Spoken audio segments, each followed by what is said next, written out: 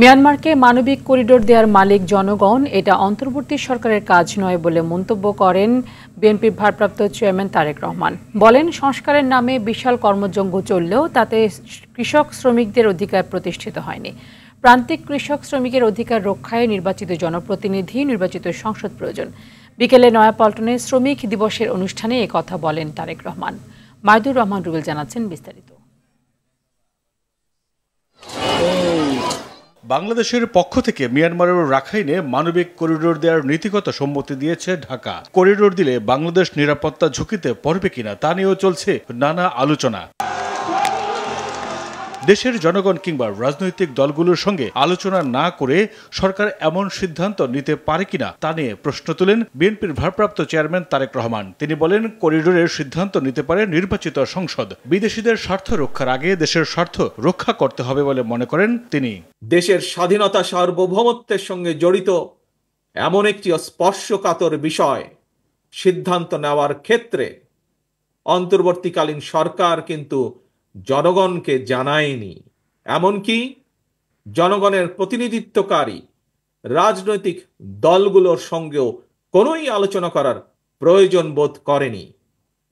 দেশের জনগণকে না জানিয়ে অন্তর্বর্তীকালীন সরকার এ ধরনের সিদ্ধান্ত নিতে পারে কিনা স্বাধীনতাপ্রিয় জনগণ মনে করে করিডোর দেওয়া না দেওয়ার বিষয় সিদ্ধান্ত আসতে হবে জনগণের কাছ থেকে। সিদ্ধান্ত আসতে হবে জনগণের প্রত্যক্ষ ভোটে নির্বাচিত জাতীয় সংসদের মাধ্যমে। সরকারের একটি অংশ সংস্কার এবং নির্বাচন নিয়ে বিরোধ উস্কে দিতে চায় বলেও অভিযোগ বিএনপির ভারপ্রাপ্ত চেয়ারম্যানের। অনৈক্যের সুযোগ নিয়ে পতিত স্বৈরাচার যাতে মাথাচাড়া দিতে না পারে সেদিকে লক্ষ্য রাখার আহ্বান তার। সরকার এবং নির্বাচন উভয়টি প্রয়োজন। অন্তর্বর্তীকালীন সরকারের প্রতি আহ্বান, আপনারা একটু সতর্ক থাকবেন।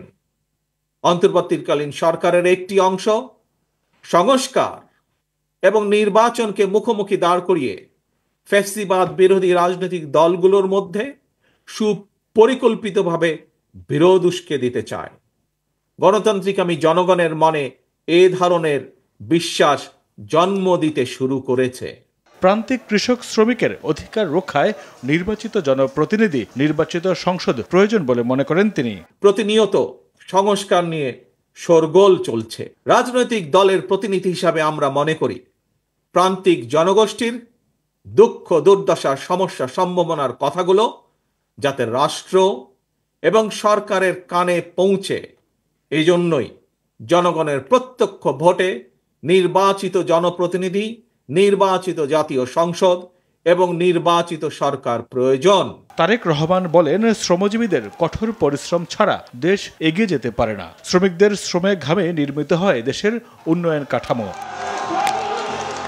মাইদুর রহমান রুবেল, RTV, ঢাকা।